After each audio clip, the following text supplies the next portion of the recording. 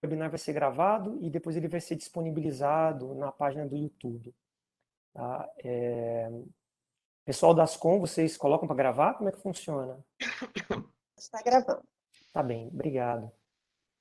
Bem, boa tarde a todos, bem-vindos à série de webinários do IPEA que acontecem às quarta-feiras. Meu nome é Túlio Chiarini, eu sou pesquisador do CTS, que é o Centro de Pesquisa em Ciência, Tecnologia e Sociedade do IPEA, que tem como missão produzir e disseminar conhecimento sobre os impactos sociais e econômicos dos avanços científicos e das novas tecnologias, desenvolvendo políticas públicas capazes de amplificar seus efeitos positivos na vida das pessoas. Antes de começar o seminário de hoje, eu já gostaria de fazer os agradecimentos, antes que eu me esqueça. Então, eu gostaria de agradecer a equipe do CTS, a DICET, a Ascom, pelo apoio que deram para a realização desse evento. Eu gostaria de agradecer também a Flávia, da Dieste, por fazer parte da mesa de abertura desse evento, ao Flávio Lobo, que é um pesquisador associado do CTS, para poder fazer a intermediação, né, do debate. Eu gostaria de agradecer a Clara e ao Sérgio, daqui a pouco a gente fala um pouquinho mais sobre eles, mas já agradeço também de antemão. Flávia, se você quiser já iniciar a sua apresentação, dizer um pouquinho como é que estão as pesquisas relacionadas ao tema lá na Dieste.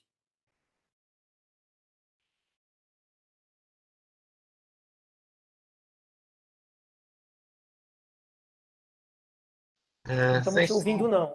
Sem som. E agora? Sim, estamos ouvindo e vendo. Então, tá bom. Gente, boa tarde a todos e a todas que nos assistem aqui no Webex e aqueles que nos acompanharão também pela gravação posterior nas redes sociais do IPEA. Como o Túlio, queria inicialmente agradecer o convite para a Diretoria de Estudos e Políticas do Estado, das Instituições da Democracia, né, a DIEST, do IPEA, para participar do seminário e falar um pouco sobre o nosso percurso recente, né, histórico e mais recente de trabalho, que se conecta de alguma forma ao tema do evento e as preocupações muito relevantes que a DICET traz para esse debate de hoje.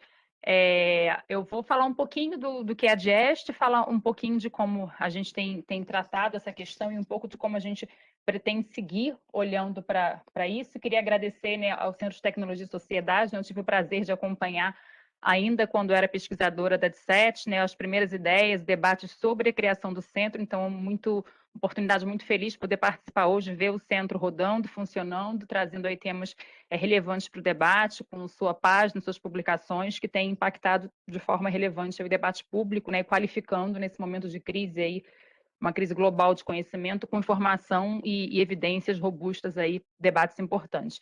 E agradeço também a DICET, né, a diretoria, que foi a primeira diretoria UNIPEA, e também pelo convite, sempre muito feliz a oportunidade de debater e trazer algumas ideias para a gente conversar juntos aí. Então, só falando um pouute do que é a DICET, né? A DICET é uma da DIEST, eu sempre confundo DIEST e DICET, gente, ainda estou dividida. A DIEST é uma diretoria relativamente recente no IPE, né? A gente completou 10 anos aí de organização oficial em 2020, né?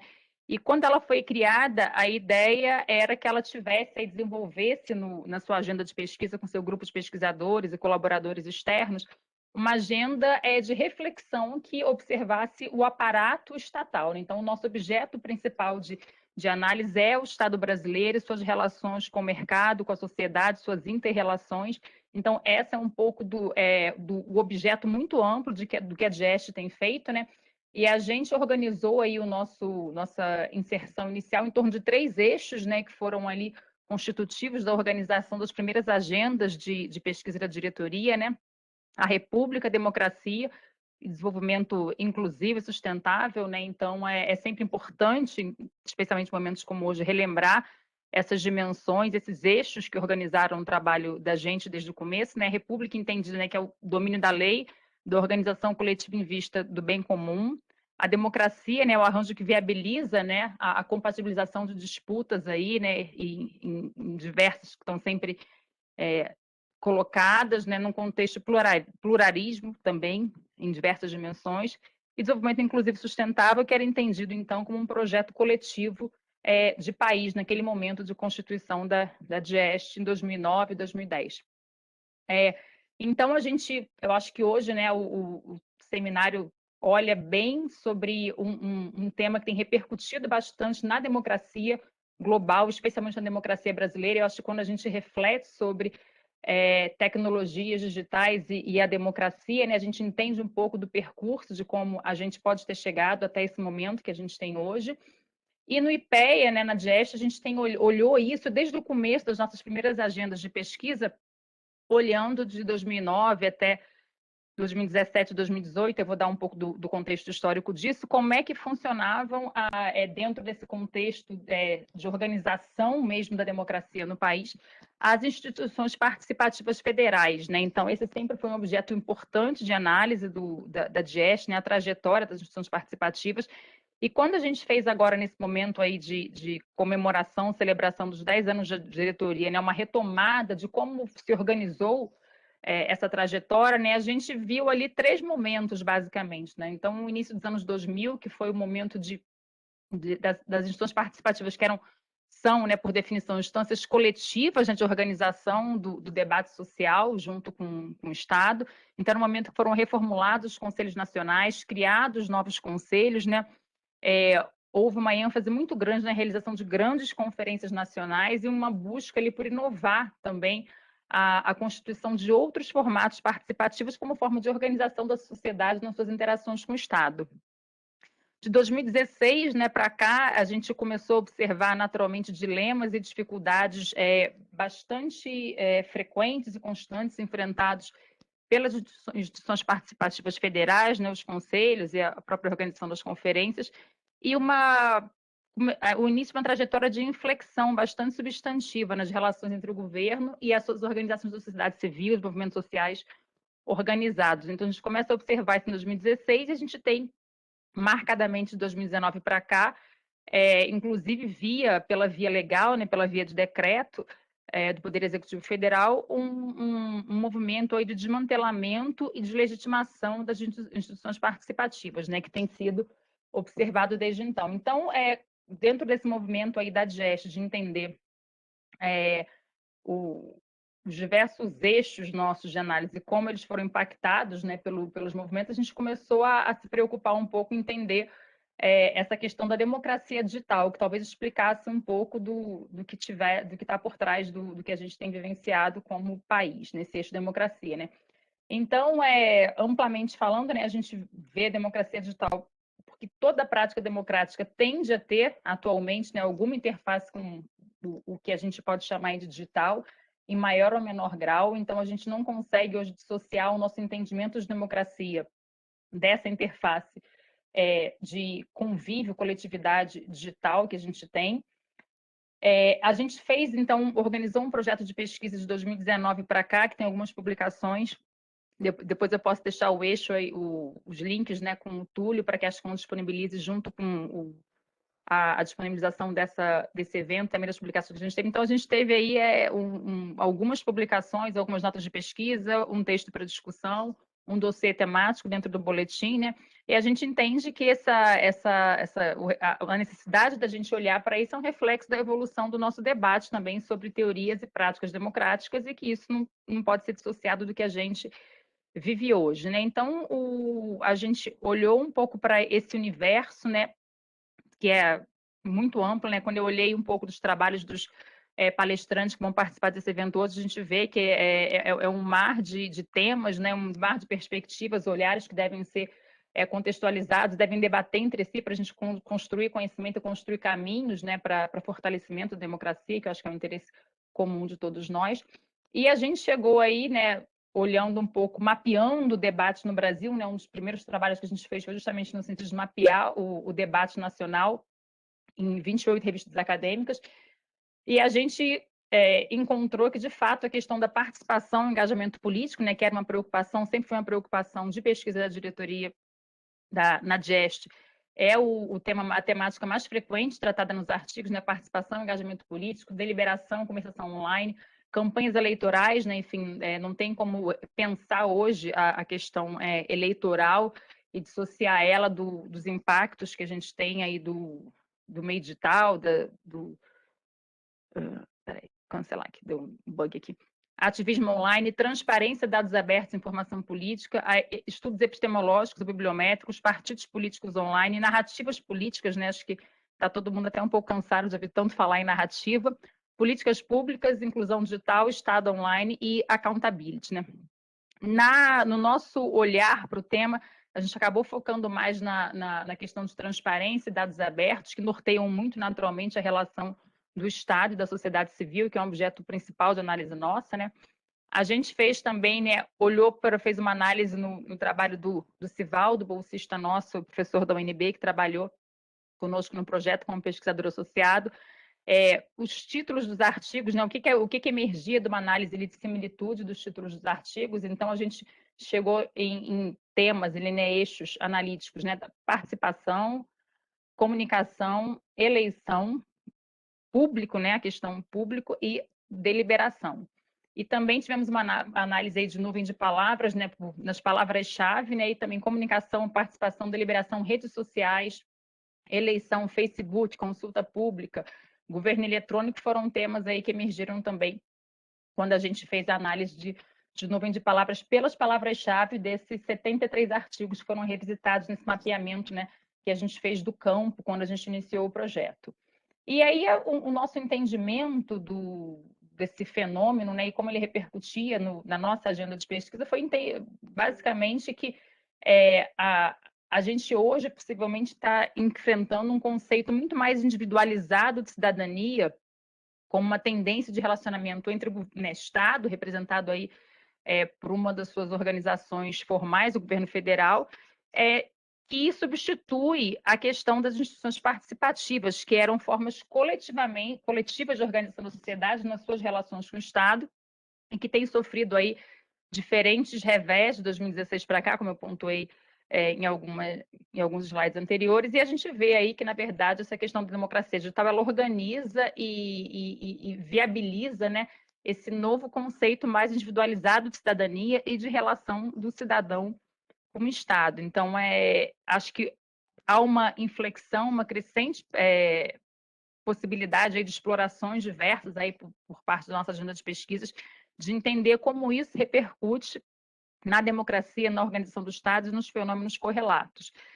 Para o futuro, né, a gente teve essa exploração do tema. A nossa ideia, como observando aí o que está acontecendo no país e como isso naturalmente repercute no nosso processo de desenvolvimento, é continuar olhando, né, para os processos, né, contemporâneos de participação política e observar como será a trajetória futura aí desse tema, enfim, de democracia, das relações do cidadão e da sociedade civil organizada com o Estado. Então, a gente começou olhando para instituições participativas, chegamos na necessidade de entender essa forma mais individualizada, eventual, de relação do cidadão com a sociedade, com o Estado, via meios digitais, e agora a gente continua tentando avançar para o futuro nessa compreensão aí dos futuros processos, de como eles repercutem na democracia e no nosso processo de desenvolvimento. Então, queria só esses pontos que eu gostaria de trazer aqui para o debate hoje de vocês, pontuar um pouco qual é a nossa agenda e como é que a gente tem, depois disso, possibilidades aí futuras de contribuição para organizar aí o trabalho do IPE, né, que é sempre qualificar o debate, um debate muito empobrecido, e gerar evidências aí mais substantivas e robustas que cheguem, né, ao Estado brasileiro e à sociedade, para a gente repensar formatos mais inclusivos e democráticos de desenvolvimento que a gente entende como essenciais para o futuro do país. Era isso, gente. Obrigada, Túlio. Obrigada, Flávia, pela organização. Fico aqui acompanhando vocês no debate e desejo sucesso. Tá, joia. Obrigado, viu, Flávia? De fato, a gente consegue perceber, né, alguns pontos de tangência da agenda de vocês com o trabalho que a gente está tentando trazer hoje aqui, né, para, de fato, dar um pouco de claridade para essa discussão, né, que carece um pouco de alguns pontos para fixar mesmo alguns conceitos, enfim. Eu vou compartilhar aqui minha tela rapidamente.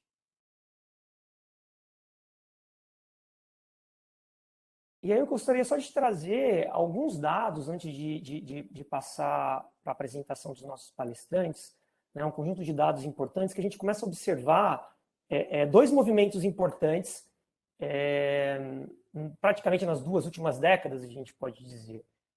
Primeiro, a gente tem um crescimento do número de votantes no Brasil. Então, o Brasil é uma das maiores democracias do mundo, com 152 milhões de eleitores. Mas, ao mesmo tempo, a gente percebe também uma redução da participação eleitoral. Aqui são os dados das últimas eleições presidenciais, né? A gente nota uma queda na participação eleitoral. E, junto com isso, a gente percebe também uma queda, uma piora nos indicadores de democracia. Tem vários indicadores que a gente poderia utilizar, eu estou pegando aqui um deles, que pode ser bem criticado também, mas não é o objetivo nosso. Só quero mostrar aqui, ilustrar que tem indicadores que tentam captar a qualidade da nossa democracia, e esse Democracy Index ele vem caindo, ele vem piorando no tempo.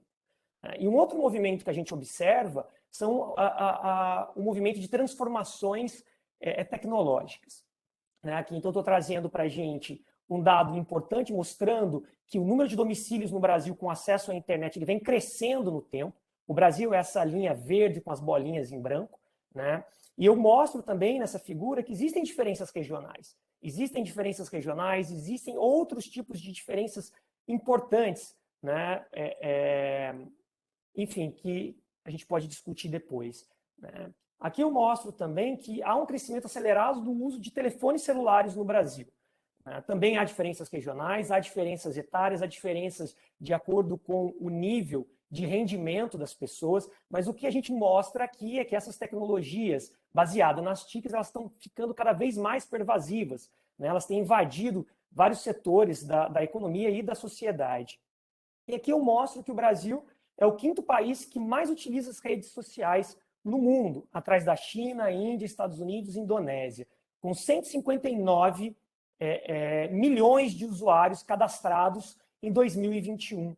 E desses, a maioria está utilizando o Facebook, né, que são 127 milhões de contas no Facebook só no Brasil. E aí, a gente traz algumas perguntas importantes para abrir o debate, né?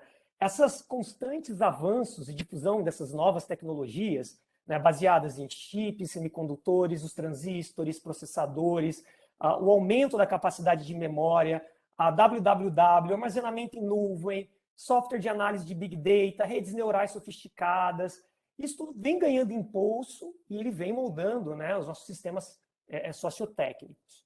E aí, diante disso, eu proponho uma pergunta, né, dessa constatação das pioras de percepção democrática e dessas mudanças tecnológicas aceleradas, e a gente percebe que pode existir uma correlação entre eles, né, como é que a gente faz para equilibrar esse jogo? Então, o objetivo nosso aqui é encontrar fundamentos para a compreensão mais consistente desses impactos crescentes das tecnologias online na nossa vida, né? E a gente vai depois fazer um debate mais relacionado à desinformação. O que pode ser feito, né, para regular esse campo? Então, para isso, a gente convidou 2 pessoas que vêm trabalhando no tema. Eu estou fazendo aqui um resuminho um resumo bem pequeno mesmo da formação deles. Então, o Sérgio Amadeu, ele é graduado em Ciências Sociais pela USP, fez mestrado e doutorado em Ciência Política na USP, é professor da Federal do ABC e ele é o articulador do canal Tecnopolítica, né? É um canal no YouTube, também tem um podcast. E a gente convidou também a Clara Iglesias Keller, graduada em Direito pela PUC aqui no Rio, mestrado e doutorado em Direito pela UERJ. Ela é pesquisadora pela Berlin Social Science Center e coordenadora do Hub de Desinformação Digital. Então, são essas informações que eu trago. Agora eu gostaria de convidar o Flávio, né, para dar uma palavrinha e explicar como é que vai funcionar a dinâmica de hoje. Boa tarde a todos. Antes de passar a palavra para o Sérgio, isso vai ser bem rápido, eu queria só explicar como é que a coisa vai seguir aqui no evento. Combinamos que o Sérgio vai falar por aproximadamente 20 minutos, dando uma visão panorâmica desse universo sobre o qual a gente está conversando. Então, ele vai falar de como se estrutura, em termos tecnológicos, econômicos, esse universo das tecnologias online, né? Que é um conceito até que, se eles quiserem discutir se é razoável, é uma questão também, mas que nós definimos como tecnologias online. Em seguida, a Clara vai falar por aproximadamente 20 minutos também, Já depois dessa visão mais panorâmica do Sérgio, já encaminhando as questões para possíveis modelos regulatórios. Quer dizer, a fala da Clara vai ser já no sentido de buscar possíveis soluções para os problemas, para esses conflitos, né, entre a utilização dessas tecnologias online e as democracias. Depois das falas dos dois... Os principais resultados da pesquisa. Gente...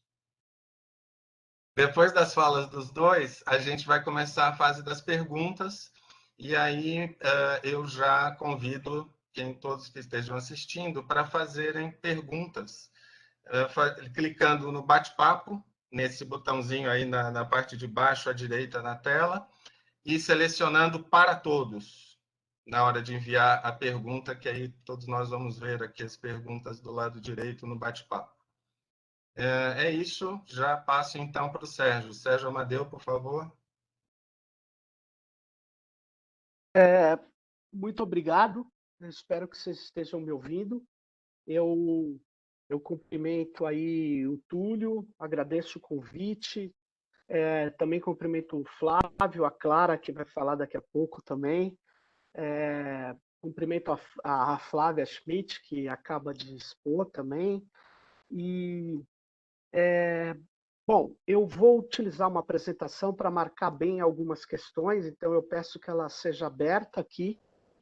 E ela é importante porque, de fato, eu vou tentar contextualizar aí o cenário em que vamos dizer assim, os debates e a democracia assume, né, as redes digitais, né? Então,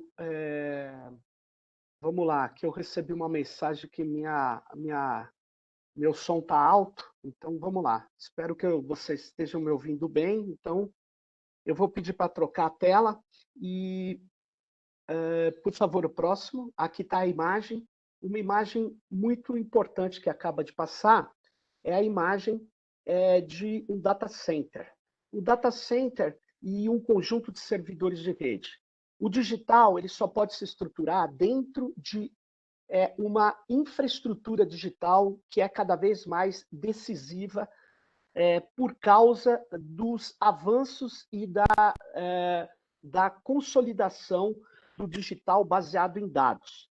Eu estou mostrando para vocês aí um texto do Banco Mundial, que é o desenvolvimento dirigido por dados. O próximo, por favor. Eu vou ler um pequeno trecho dele. Por favor, o próximo.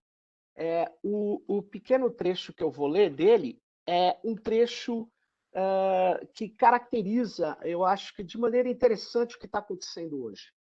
O trecho diz: a economia digital se tornou mais intensiva em informações e até mesmo os setores tradicionais, como petróleo e gás ou serviços financeiros, estão se tornando orientados por dados. Próximo, por favor. Em 2020, o Projeta Cisco, que, aliás, é dona da plataforma que estamos utilizando aqui. O tráfego global da internet chegará a cerca de 200 exabytes por mês, ou 127 vezes o volume de 2005, com grande parte do crescimento vindo de vídeo e smartphones. Só queria notar que essa previsão é de 2017 e eu vou dizer que ela está muito próxima de ser considerada quase precisa. O próximo. E esses dados podem ter um valor enorme.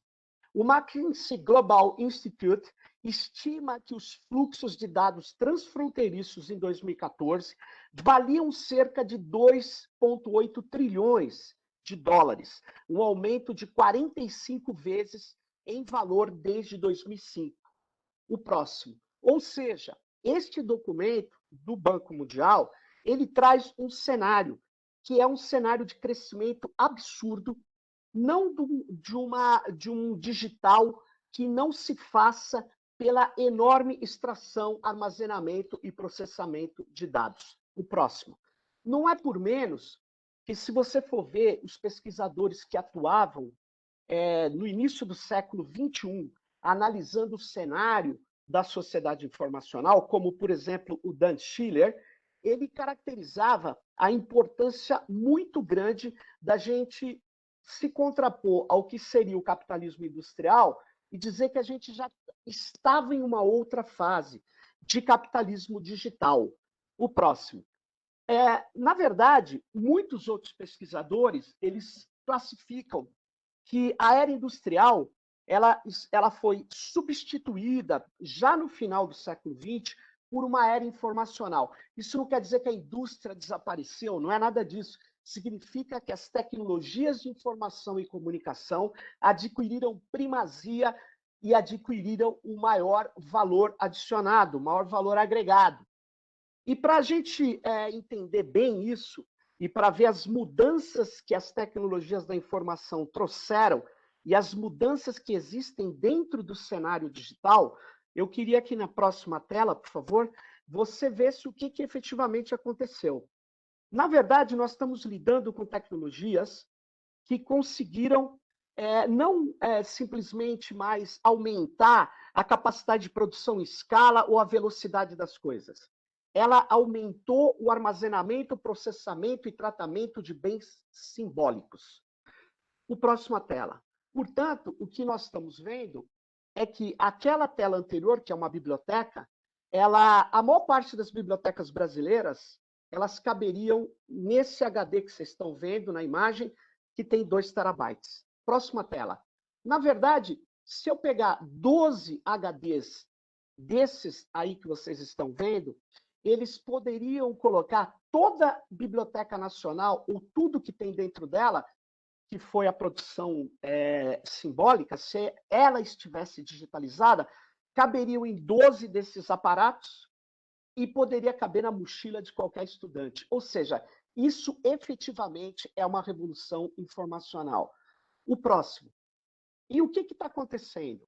A expansão da internet e da intensa digitalização, na próxima tela, por favor, vocês vão ver que ela gerou a necessidade de uma estrutura de cabeamento jamais vista. A principal conexão da internet não é por satélite, é por cabos submarinos transcontinentais, e essa infraestrutura é que passa atualmente inúmeros zettabytes, que é um número absurdo de quantidade de dados que estão sendo transferidos em larga escala. A próxima. E o que é que está acontecendo com o digital, portanto? O que a gente chama de era digital, redes digitais, ele está sendo um termo que não existe em português, mas eu aportuguesei, ele está sendo dataficado. E o que é essa dataficação? A próxima imagem. A dataficação é o seguinte: todo o mundo industrial e o mundo digital até então, ele pode ser resumido nessas 2 telas que eu vou falar. Aqui está uma fechadura robusta do mundo industrial. Ela serve para negar acesso a uma passagem ou abrir acesso a uma passagem, conforme o detentor daquela chave que vocês estão vendo. Próxima tela. O que está acontecendo hoje é que você tem, por exemplo, agora essa fechadura digital. Ela continua fazendo a mesma coisa. Ela nega acesso ou dá acesso a uma determinada passagem. Mas olha que interessante. Ela dá acesso ou nega acesso, criando uma série de dados e informações sobre o que ocorre. Ou seja, quem abriu, quem fechou, com que senha ou com que biometria, quanto tempo a porta ficou aberta, quanto ficou fechada, quantas vezes por dia, quantas vezes por mês. Ou seja, uma única atividade que anteriormente era realizada, agora ela gera um conjunto de dados. Ou seja, estão criando dispositivos de geração de um conjunto de dados. Por favor, a próxima. Não é por menos que nessa tela vocês estão vendo um dos corredores do Facebook. Só aí vocês estão vendo centenas de servidores de rede. Ou seja, o digital ele não é simplesmente a digitalização da produção que existe. Ele está convivendo com modelos de negócio que são baseados na extração permanente, crescente de dados pessoais.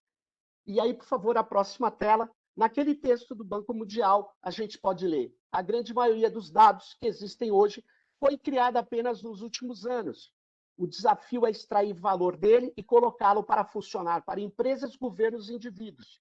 As empresas estão dispostas a pagar quantias cada vez maiores por nossa atenção em sites de mídia social para explorar os dados que produzimos. Próximo. Ou seja, nós estamos vendo que o que se estruturou na primeira década do século XXI foi um modelo de negócios do digital que é baseado principalmente, não exclusivamente, principalmente na oferta de interfaces e serviços gratuitos, em troca da permanência dos usuários para que possa essas plataformas extrair deles o maior número de dados pessoais possível. A próxima tela. Não é por menos que um dos livros mais comentados atualmente, da pesquisadora de Harvard, Shoshana Zuboff, que se chama Capitalismo, a Era do Capitalismo de Vigilância, ela diz: uma nova ordem econômica que reivindica a experiência humana como matéria-prima gratuita para práticas comerciais ocultas, distração, previsão e vendas. É isso que ela caracteriza como um capitalismo de vigilância. Próxima tela. Eu tenho pontos sutis de discordância com a Zuboff, não na sua descrição, pois o que eu chamo de digital dataficado não alterou a dinâmica central do capitalismo, não constitui uma nova ordem econômica, mas provavelmente acelerou e está concentrando ainda mais o capital em um tipo específico de estrutura. Eu chamo a atenção dessa estrutura, a próxima tela, que é o que são as plataformas. E as plataformas, quando você ouve essa palavra, você pensa em aplicativos, você pensa no Facebook, você pensa em rede social, mas as plataformas é muito mais que isso. Né? Por favor, a próxima tela. O mecanismo de busca do Google, ele faz parte de uma plataforma. O Uber, a Airbnb, Netflix, são alguns exemplos dessas plataformas que elas vão se conectando e adquirindo tamanhos diferenciados. Mas há um inegável processo de concentração econômica no topo desses mercados de plataformas. Próxima tela. A próxima tela vocês vão ver uma imagem das 5 grandes plataformas norte-americanas. Apple, Amazon, Facebook e Google, que é do grupo Alphabet, né? E Microsoft. Essas são, tem até uma sigla que as caracteriza, que é chamado de GAFAM. Próxima tela. O pesquisador que escreveu o livro Capitalismo de Plataforma, o Nick Arnisek, ele diz: essa é a chave de sua vantagem sobre modelos de negócios tradicionais no que diz respeito aos dados, uma vez que uma plataforma se posiciona, 1, entre os usuários, 2, como terreno sobre o qual ocorrem suas atividades, o que lhe dá acesso privilegiado para registrá-los. Próxima tela. Para você ter uma ideia, as plataformas não são só comunicativas. Elas são gigantes, deveríamos entendê-las como os velhos trusts do passado. Pegue a Rolls-Royce. Você lembra da Rolls-Royce como uma empresa de carros, mas não. Hoje, ela tem grande parte da indústria de aviação, porque ela domina os motores de jato. Mas o que ela domina nos motores de jato? A construção? Não, a manutenção e os dados extraídos hoje dos jatos que estão em pleno voo. Na verdade, ela criou um modelo de bens como serviço. E ela se torna uma plataforma. Próxima tela. Se você pegar a velha Microsoft, que você entendia como uma empresa simplesmente de softwares, né? A Microsoft, em abril deste ano, adquire a maior empresa de inteligência artificial voltada à saúde do planeta.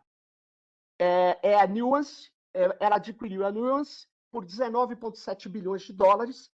E a Nuance, próxima tela, e o que ela faz? Ela tem 70% dos contratos, ou melhor, contratos com 70% de hospitais norte-americanos.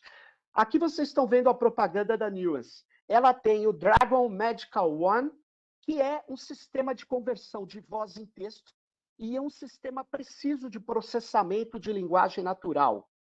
Ou seja, ela permite que o médico peça um diagnóstico do seu paciente pelo celular e ele será atendido. A Microsoft, ela entra na disputa com o Google e com a Amazon pelo mercado de saúde.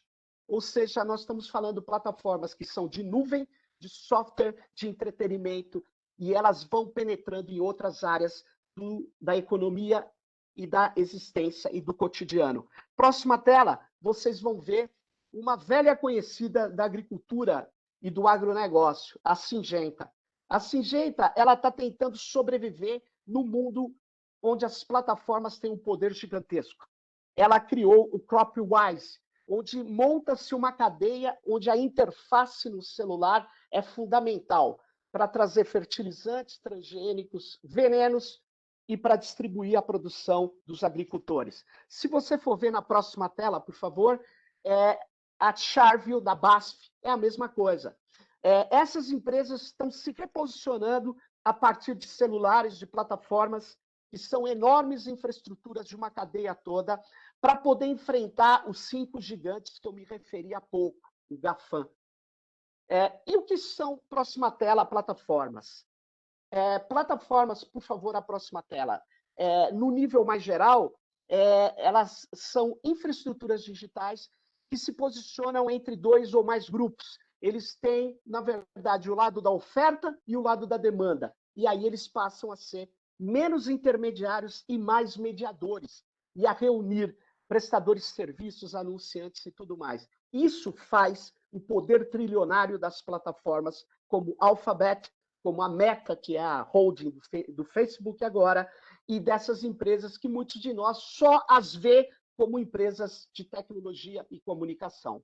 Plataformas, próxima tela, controlam e modulam a oferta e a demanda de ações, serviços e produtos. É nesse cenário que nós estamos falando da comunicação. Próxima tela.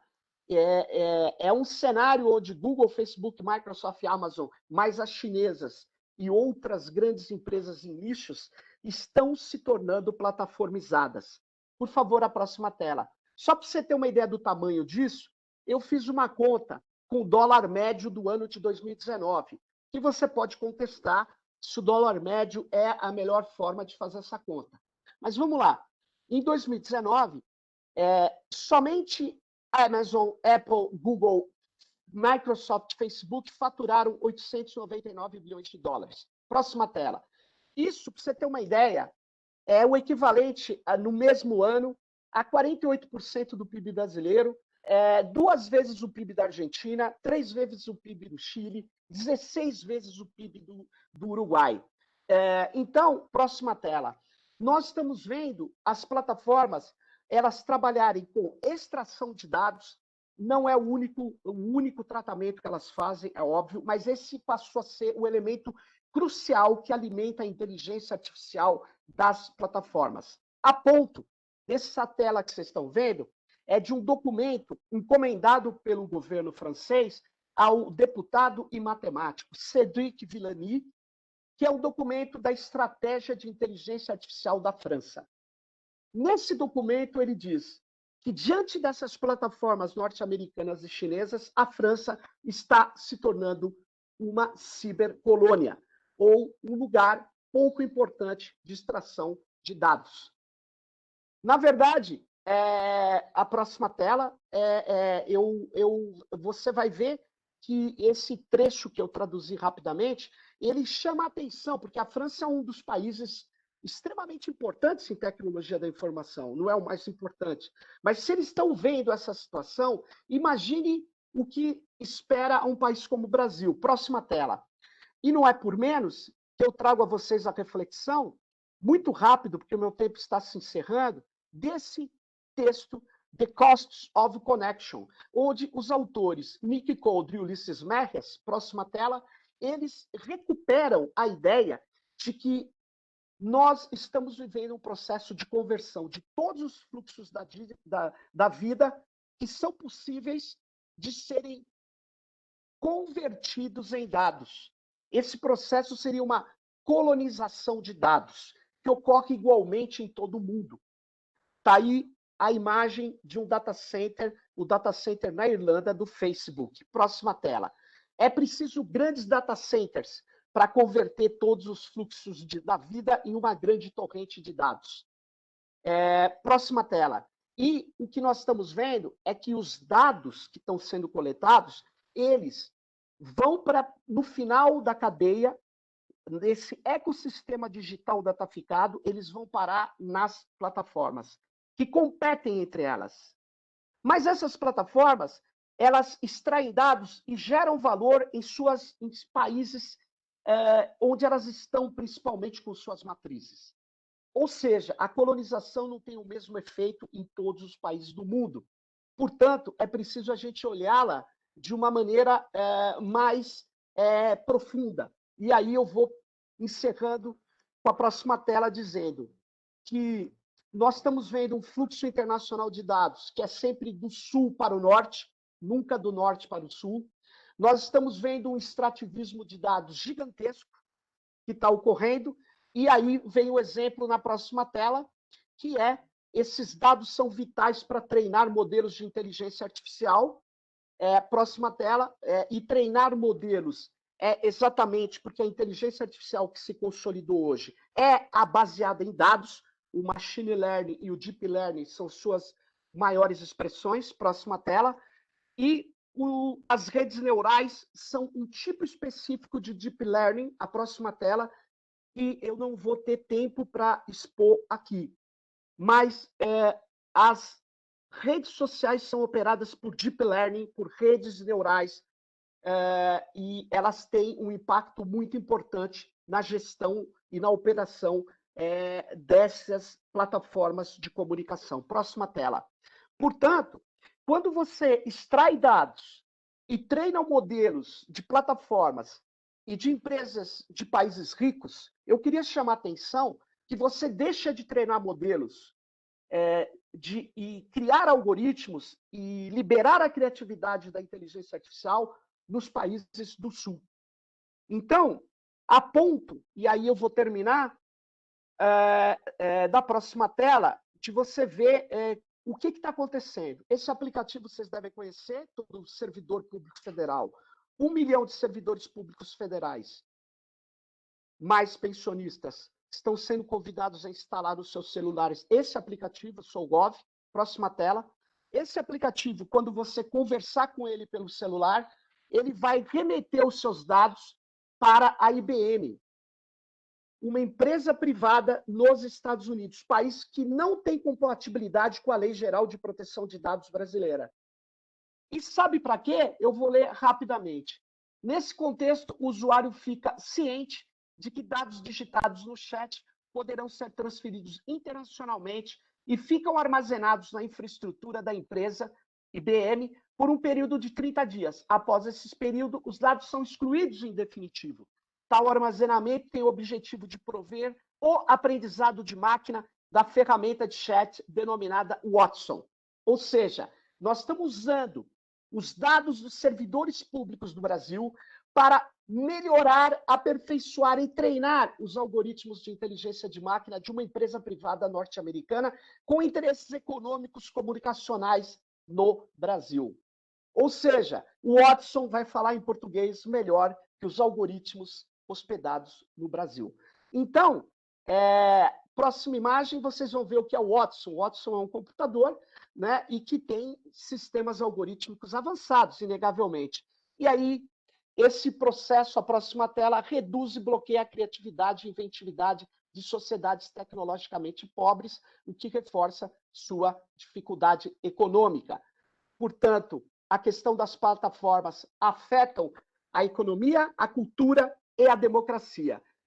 Eu estourei meu tempo, eu peço que você corra até a tela da ofuscação e opacidade, porque eu só preciso mostrar ofuscação e opacidade.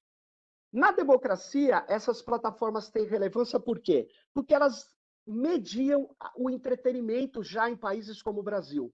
Elas mediam a educação. E agora elas mediam as relações cotidianas. E aí, eu queria mostrar na próxima tela, está aí para vocês lerem depois, vocês anotem, por favor, essa análise feita no blog do próprio Twitter, eu achei muito corajosa. O Twitter divulgou a análise da amplificação do conteúdo político que ocorre numa pesquisa que eles fizeram. A próxima tela. E eles concluíram o seguinte: os algoritmos sistemas algorítmicos é o modelo de gestão de qualquer plataforma. Eles, olha lá a primeira conclusão ali, ó. Eles, em 6 de 7 países, excetuando a Alemanha, desculpem, os tweets, eles beneficiam, eles amplificam mais conteúdos da direita do que conteúdos considerados de esquerda. Bom, eu poderia trazer outros exemplos, mas e o que isso quer dizer? Quer dizer, cada vez mais que a opinião pública é formada em plataformas cujos sistemas de gestão são algorítmicos e, portanto, são opacos e desconhecidos, cabe a nós exigir a regulação, porque eles interferem brutalmente, decididamente, como nos mostra o Twitter, na formação da opinião pública. Desculpe ter passado demasiadamente o tempo, eu agradeço, mas eu calculei errado. Muito obrigado. Muito obrigado, Sérgio. Bom, sem delonga, já passo para a Clara, lembrando que depois da fala da Clara, vamos ter uma sessão de perguntas.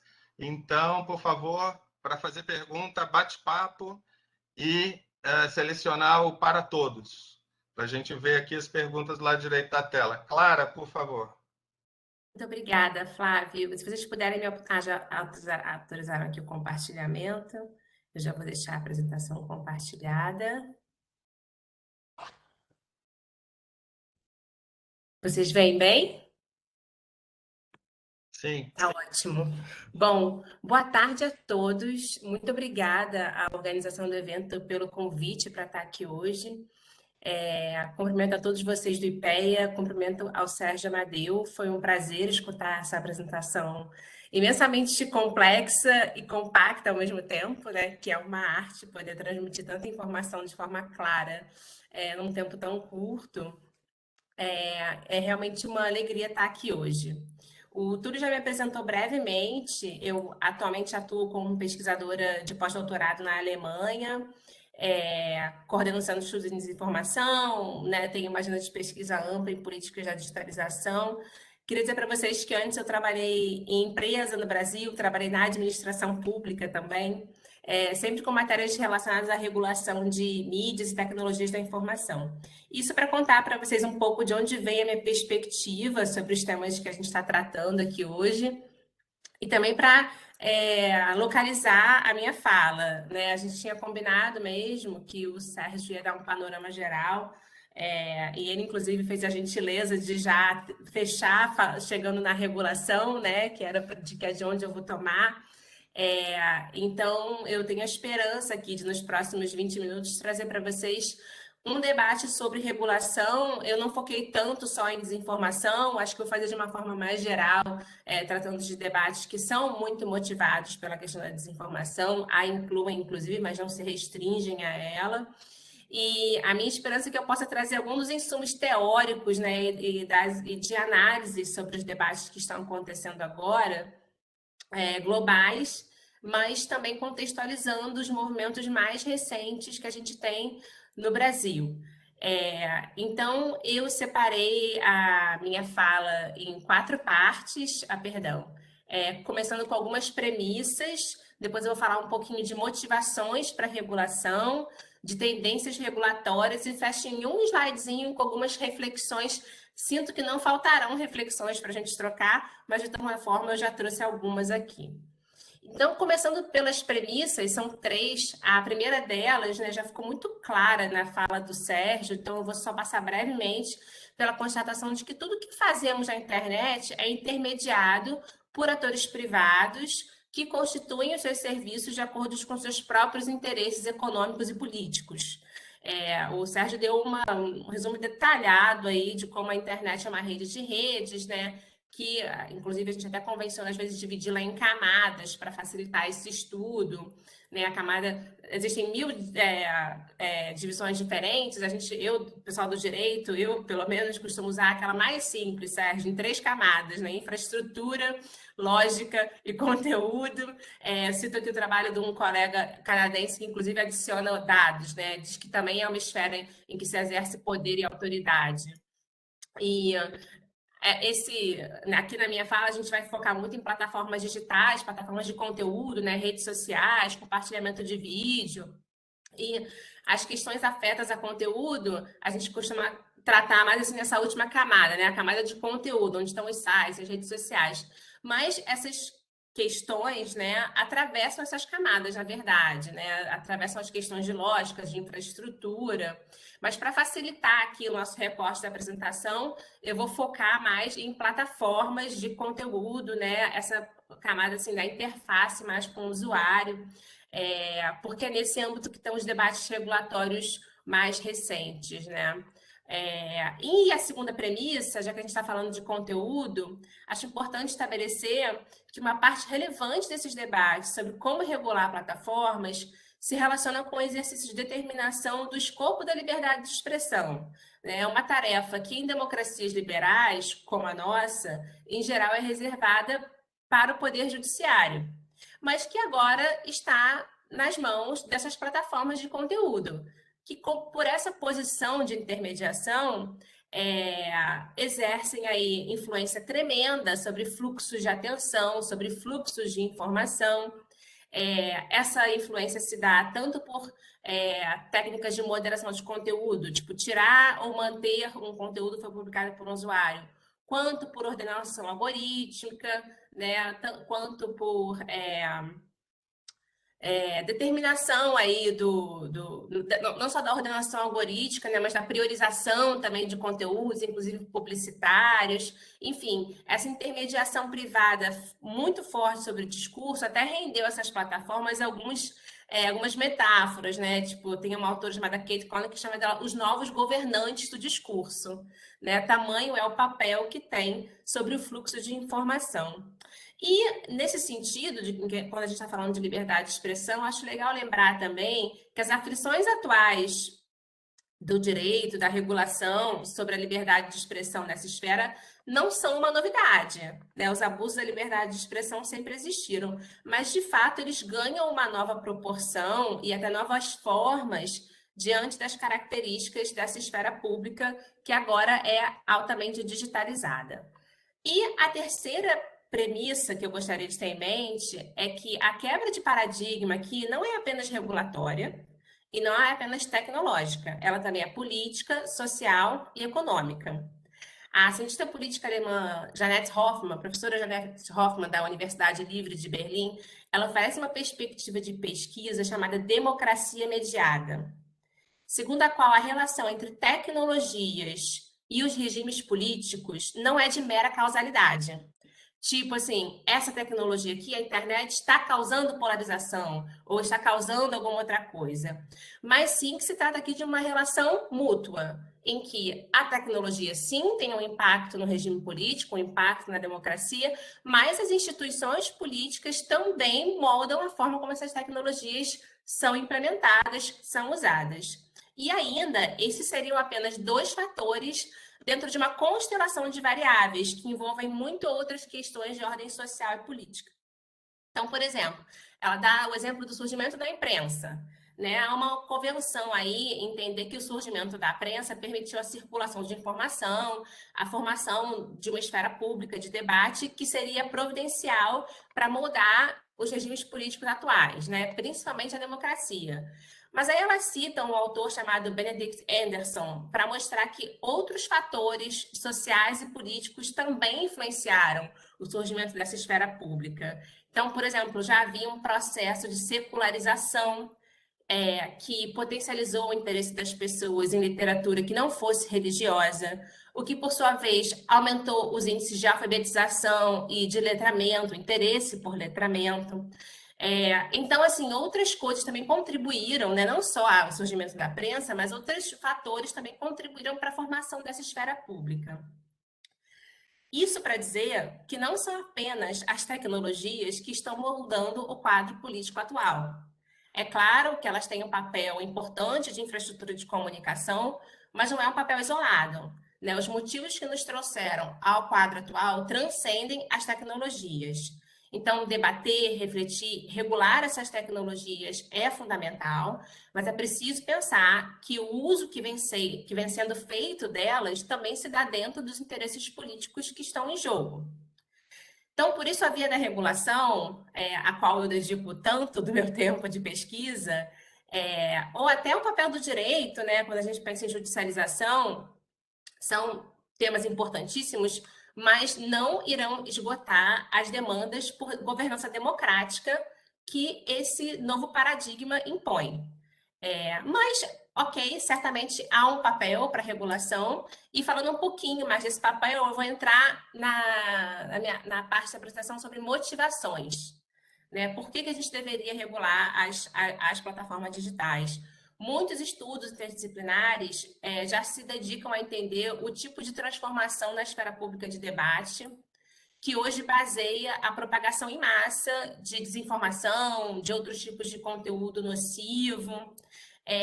E apesar das plataformas constituírem serviços privados, que a princípio seriam regidos por instrumentos contratuais fundados na autonomia da vontade, a academia, a militância, né, o debate político mesmo já evoluiu o suficiente, a meu ver, pelo menos imagino que muitos de vocês concordem comigo, já evoluiu para justificar a regulação.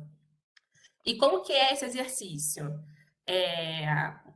Em primeiro lugar, ele costuma partir da constatação de que há um déficit democrático inerente, né, de legitimidade democrática mesmo, na forma como essas plataformas funcionam. Porque elas elaboram, aplicam e fiscalizam normas que afetam o comportamento de bilhões de pessoas. Em alguns casos, ao largo de legislações nacionais, inclusive. Muitas dessas normas arbitram mesmo o escopo do direito à liberdade de expressão, né, que, como já mencionei anteriormente, era um papel reservado até então ao judiciário. Então, partindo dessa constatação de que há mesmo um déficit de legitimidade democrática, é sempre bom começar lembrando, né, que tradicionalmente, inclusive, o direito já reconhece que as infraestruturas de comunicação e a comunicação em regimes democráticos, eles devem ser regulados a fim de que se garanta de que essas infraestruturas serão usadas em prol do debate democrático, né? Então, é claro que contextos nacionais fazem isso de formas diferentes. Certamente, no contexto brasileiro, a gente tem um arcabouço constitucional que reconhece esse papel, apesar do fato desse arcabouço nunca ter sido implementado na sua totalidade, a meu ver.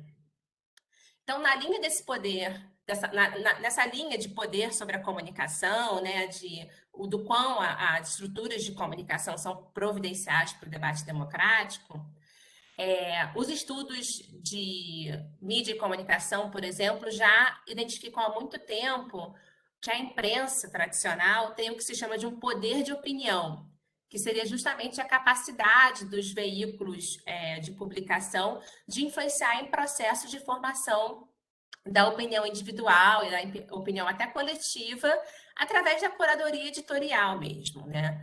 Mas as plataformas, elas não foram discutidas ou reguladas dentro dessa estrutura teórica, muito pelo contrário, elas foram tratadas até então como intermediários, né? Então não seriam sujeitos de discurso próprio, mas apenas intermediariam aí uma comunicação entre outros sujeitos de discurso próprio.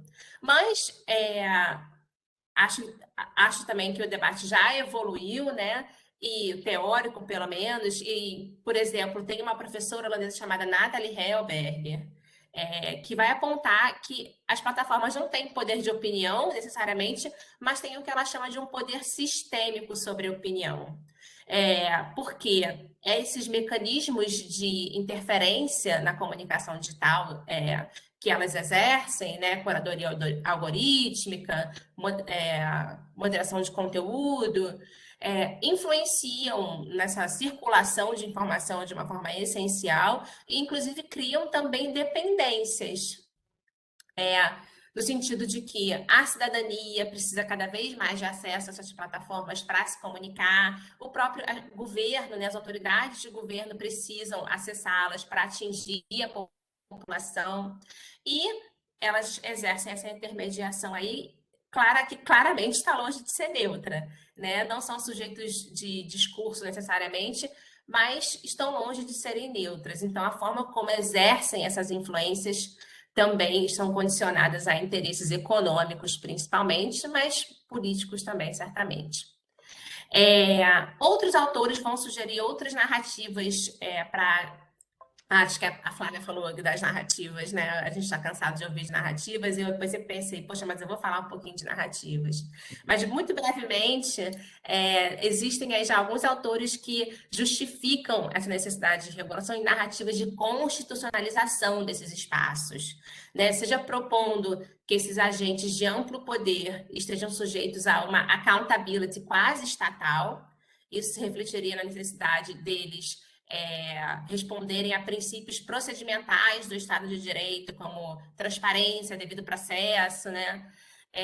Ou seja, porque outros autores identificam o surgimento aí dentro desses espaços de pactos constitucionais societais, o que é uma coisa um pouco mais fora do nosso escopo regulatório aqui. Mas isso para dizer, então, que tem formas, né?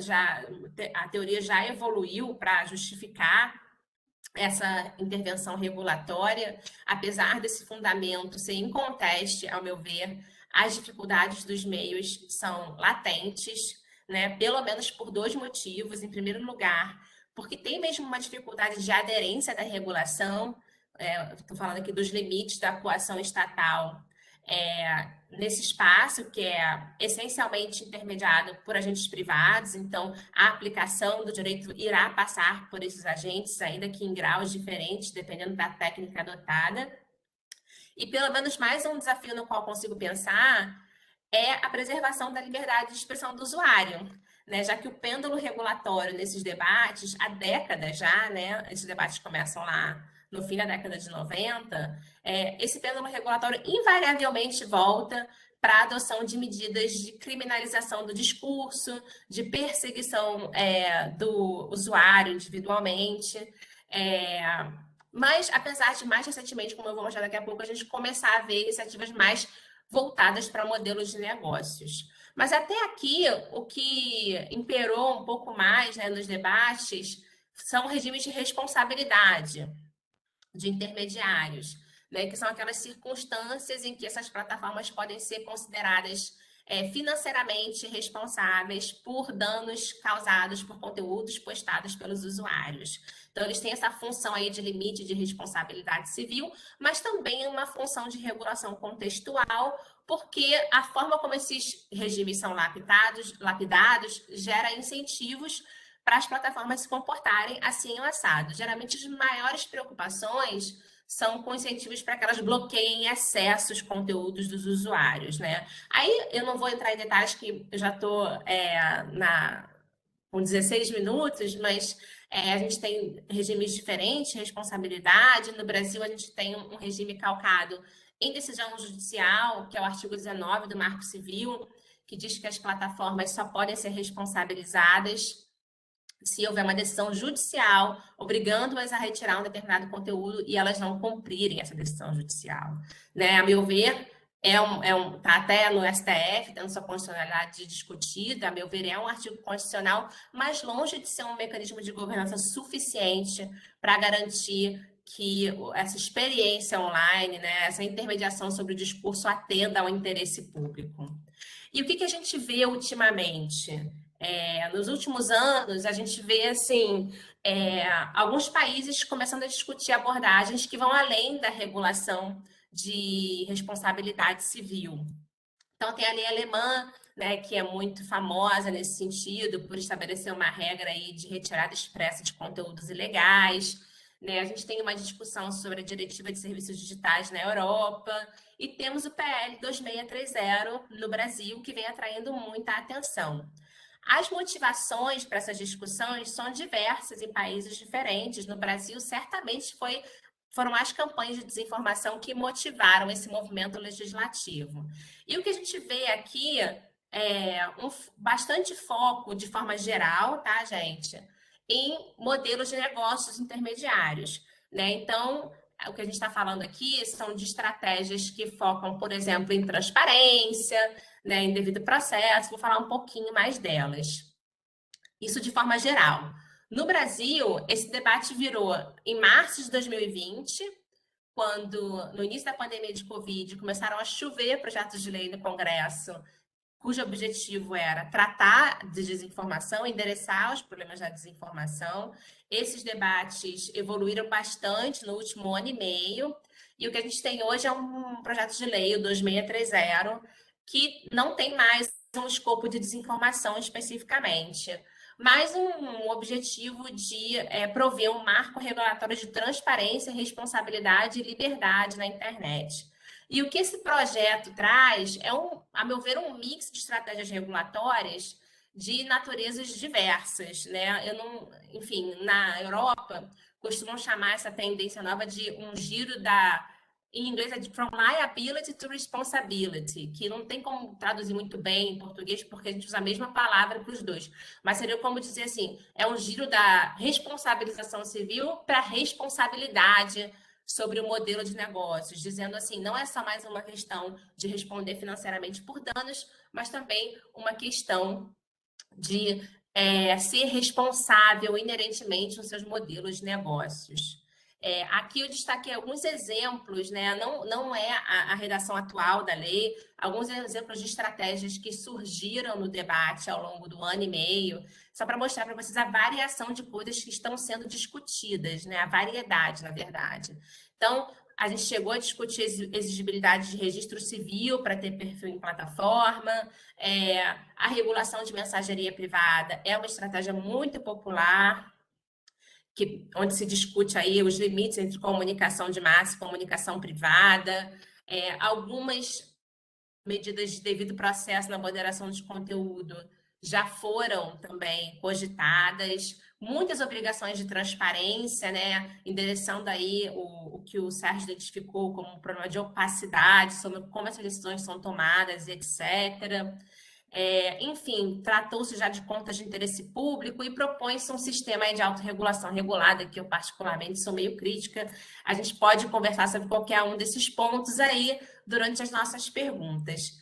Partindo para o meu último slide, eu estou com 20 minutos e 35 segundos, eu vou deixar aqui só algumas das minhas reflexões. São muitas, e não sei se serão aquelas que vão apelar para a nossa audiência, né, de uma forma mais calorosa, mas, em primeiro lugar, eu queria colocar que, assim, nesse momento, a gente tem alguns países debatendo isso, nuance é importante, né, Europa, Brasil, né, a gente está discutindo um giro para a estrutura e tal, mas a gente já tem muitos países no mundo que estão lidando com bloqueio da internet, né? Com países altamente autoritários, onde ainda se corta o sinal da internet quando tem protesto, né? Então, assim, nuance é importante, né? Tem que resistir a essa tentação de botar tudo de uma forma linear nesses debates, porque nada é linear aqui, né? Essas estratégias e questões sempre coabitaram aí o debate há muito tempo. Eu sempre costumo dizer, e que também é importante a gente ter atenção no que a gente está importando de fora, né? Esse debate do 2630 muitas vezes se transplantou aí alguns arranjos institucionais que nem nos lugares onde eles foram assim, implementados eles se mostraram eficientes, mas já estão no Brasil só porque já apareceram numa lei no exterior. Então, assim, isso também é um cuidado que eu costumo destacar. Em segundo lugar, certamente, os nossos problemas de desinformação fomentaram um debate regulatório mais amplo, que é uma coisa muito bem-vinda, mas eu costumo jogar alguns grãos de sal aí nesse otimismo sobre as propostas recentes, né? Porque até que ponto prover mais transparência, devido processo, tudo muito importante, mas até que ponto isso desafia as concentrações de poder que estão operantes, né? Quando a gente vira e diz que, olha, você, plataforma, é muito poderosa, então você vai ter que ser transparente, respeitar o devido processo, a gente também está legitimando esse poder, né? Ao invés de desafiá-lo. Então, deixo aqui a reflexão. E, por fim, eu manifesto a minha esperança de que o debate regulatório que a gente tem sobre a internet também nos valha de lição e nos permite olhar para as nossas deficiências, né? Principalmente a deficiência da experiência brasileira, em promover uma regulação democrática dos meios de comunicação. Lembrando que nessa equação de como a internet influencia a nossa democracia, tecnologia e regulação no papel não são os únicos fatores determinantes, né? Não podemos esquecer das nossas circunstâncias políticas, sociais, econômicas e principalmente históricas. Eu passei um pouquinho do meu tempo, peço muitas desculpas a vocês e agradeço mais uma vez pelo espaço, pelo convite e gostaria muito de escutar seus comentários. Muito obrigado, Clara. Temos aqui já uma pergunta aqui do Pedro Miranda, mas antes eu queria perguntar para Sérgio e Clara se eles teriam, cada um, uma pergunta para o outro expositor. Se tiver alguma pergunta já engatilhada, vamos a elas. Eu tenho uma pergunta para Clara. Não sei se você me ouviu. Posso fazer? Ouvindo. Obrigado. É assim, Clara, antes de 2016, eu acompanhava as reuniões da OMC, Organização Mundial de Comércio, e o esforço dos Estados Unidos, da diplomacia americana e dos seus articuladores na OMC, era de dizer que você bloquear o livre fluxo transfronteiriço de dados era o equivalente a bloquear a liberdade de expressão. E eu enfrentava, junto com outros tantos pesquisadores e ativistas, essa lógica, dizendo que para a internet funcionar, os metadados e dados das camadas de rede, lógica, de conteúdo, enfim, que você nos trouxe, eles não poderiam ser bloqueados, porque aí você coloca em risco a liberdade de expressão, certamente.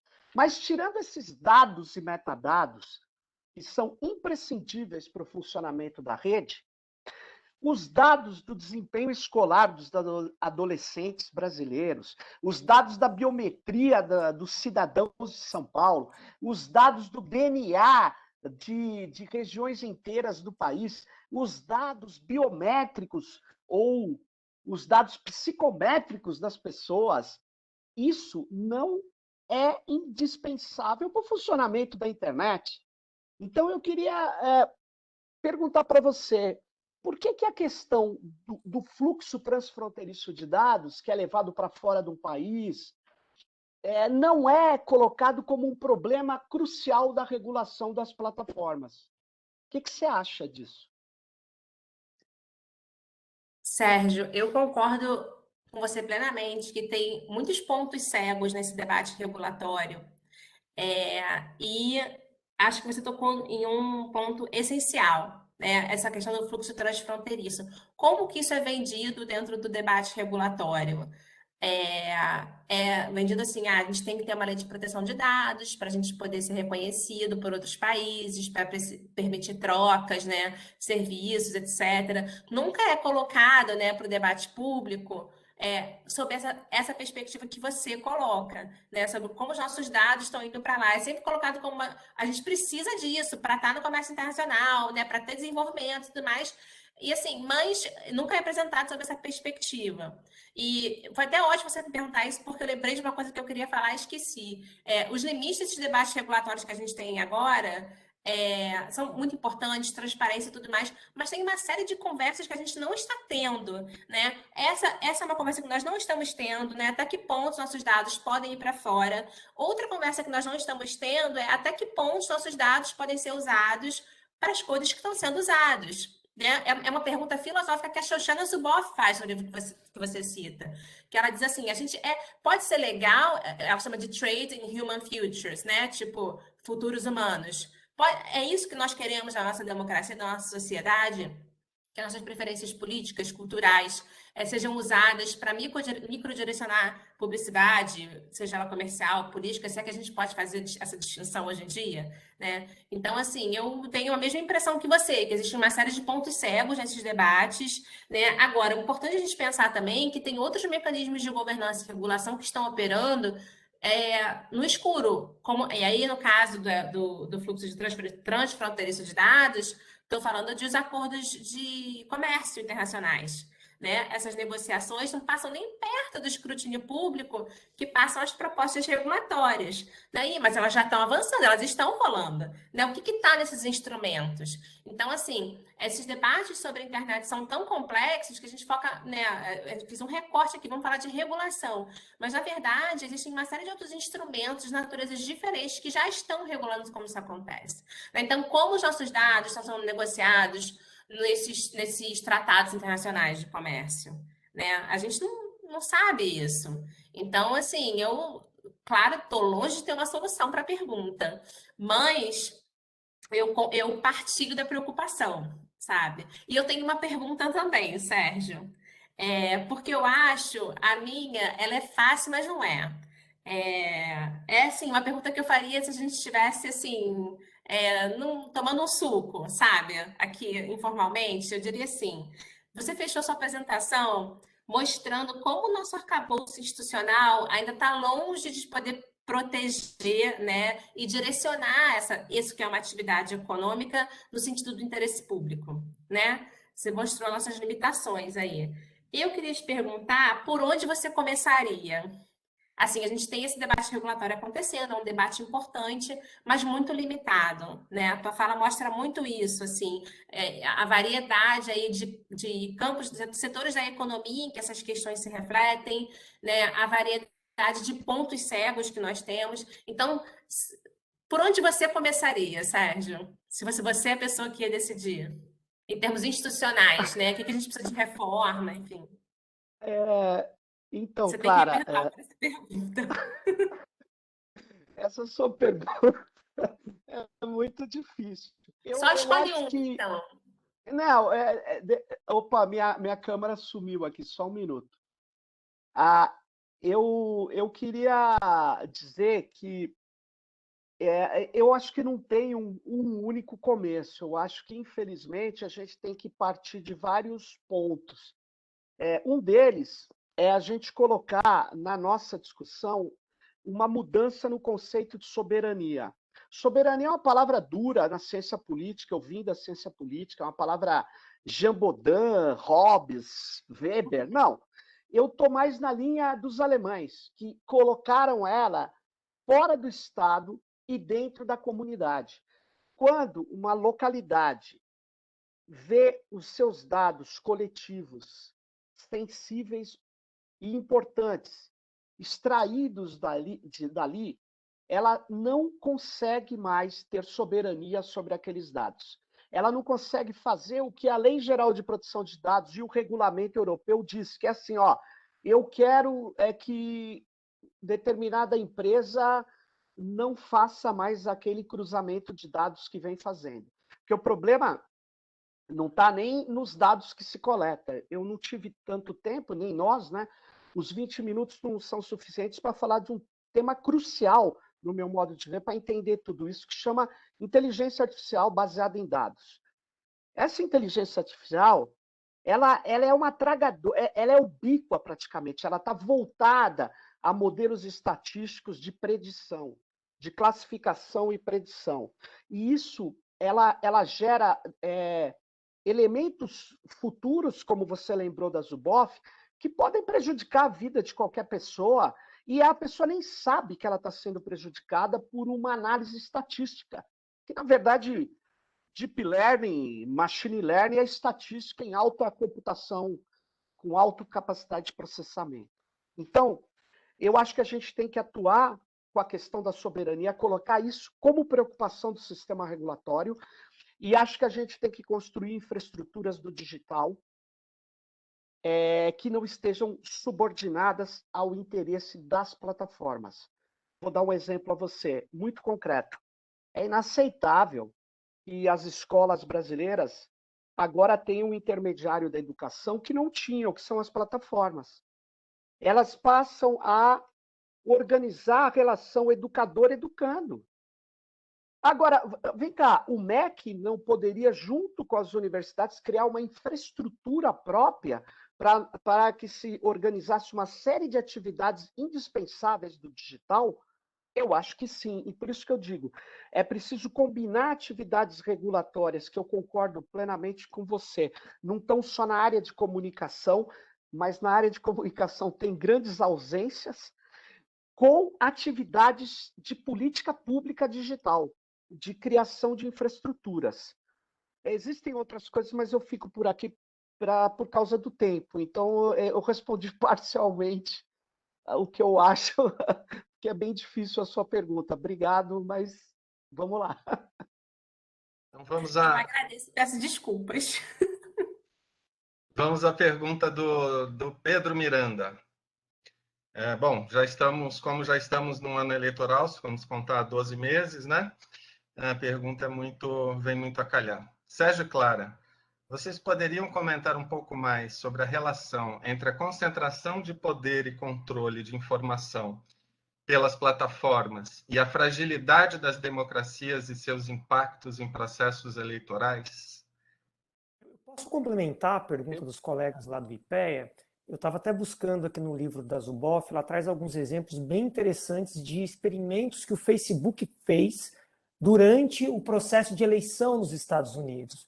Né? Como as eleições lá, as pessoas não são obrigadas a votar. E ele colocava na página de um grupo de pessoas uma mensagem dizendo que alguns dos amigos dela tinham ido votar. Isso influenciou que outras pessoas fossem votar, porque eles conseguiram fazer um experimento com controle. Né? Isso foi publicado até em revista científica, e a gente pode imaginar que outros experimentos, Facebook, e como eu mostrei, né, é a principal mídia social utilizada no Brasil hoje, né, que tipos de experimentos foram feitos nas últimas eleições, o que a gente pode esperar? Então, acho que essa é uma pergunta bastante capciosa. Flávia, já que estamos aqui fazendo essa perguntona aqui, coletiva, você quer participar dela? Não, vou deixar para os especialistas aí o debate. Está super Tá bom. interessante. Eu Você vai começo? começar, Sérgio. Por mim, tanto Eu faz. posso começar. Eu acho possível que a gente vai discordar nessa, mas vamos lá. Não, é bom porque Vamos animar. os argumentos são fazem quando ixi, minha câmera de vez em quando ela some aqui. Ai, eu abri de novo. Vocês estão me ouvindo? Estão, né? Sim, estamos te vendo também. Tá, então eu vou responder rapidamente. Bom, obrigado, Pedro, Túlio. Eu vou começar dizendo o seguinte: sim, as plataformas, nos dados do CETIC, que é o que eu tenho mais na cabeça, 74% dos brasileiros utilizam redes sociais online. A maioria deles, eu não sei quanto exatamente, mas provavelmente quase 72% utilizam o Facebook. Agora, 92% na última pesquisa que eu vi do CETIC utilizavam o WhatsApp. Ou seja, nós estamos falando, sem falar do YouTube, nós estamos falando de uma presença das redes de relacionamento social online mais importantes hoje na formação da opinião pública que a velha televisão, que é a mídia de massa. E como opera, é isso que eu falo, como que opera as plataformas, as redes de relacionamento? Elas produzem conteúdo? Não. E aí que está o problema. Isso gera uma certa ofuscação. Porque pelo fato delas não produzirem conteúdo, elas não são a Rede Globo, onde o William Bonner aparece falando ou deixando de falar, se omitindo. E aí você fala, olha lá, ele falou, manipulou, se omitiu. Por isso que eu não gosto do termo manipulação em redes sociais. Eu não acho que ele não exista, mas tentativas de manipulação. Mas eu uso o termo de modulação. O que essas plataformas fazem é controlar a visão sobre os conteúdos, a frequência de exposição de conteúdos. Elas, portanto, modulam o olhar, modulam as atenções. Portanto, essa modulação, ela é tão ou mais complicada, né? Ela é feita por sistemas algorítmicos que são opacos e que eu mostrei no final da minha apresentação. É óbvio que o sistema algorítmico do YouTube no Brasil, ele privilegia canais de um determinado discurso político. sem impulsionamento, sem pagar. É óbvio que o principal elemento de disparos massivos de desinformação é o WhatsApp Business, onde uma empresa e um empresário que tem 100 mil pessoas de cadastro, dependendo do nível que ele tenha no WhatsApp Business, ele pode fazer disparos massivos. Ele pode fazer disparos em listas de transmissão. Aí eu falei para o deputado Orlando Silva, que até incluiu algumas preocupações minhas no relatório dele. Eu falei, é preciso proibir o WhatsApp Business no debate eleitoral. Aí desceram os executivos de todas essas plataformas, dizendo que não. Então, o que nós estamos enfrentando é uma lógica onde o seguinte, se propõe tentar ficar correndo atrás de provas da onde partiu uma determinada desinformação para caracterizá-la como crime e poder aplicar o Código Penal e o devido processo legal. Ora, eu tenho muita dificuldade de ver isso. Eu fui do comitê gestor da internet no Brasil durante 9 anos, e eu quero dizer que quando a gente conseguiu bloquear o spam, que era muito grande no Brasil, não foi perseguindo o número de IPs, foi bloqueando a porta 80, que é uma tecnologia de servidores web. Bom, quais os interesses violados nesse bloqueio da porta 80? Nenhum interesse e garantia individual e coletiva. Apenas, sem dúvida nenhuma, interferimos na neutralidade da rede num único aspecto, que é o fechamento da porta 80. Mas em mais nenhum outro. Então, eu queria dizer que a gente precisa fazer uma regulação e, por fim, nós precisamos, nessa regulação, exigir das plataformas, coisa que essa lei 2630 não está exigindo, responsabilidade humana, auditabilidade plena e explicabilidade dos algoritmos. Um algoritmo que interfere na minha vida não pode não ser explicável. E aí que está o problema.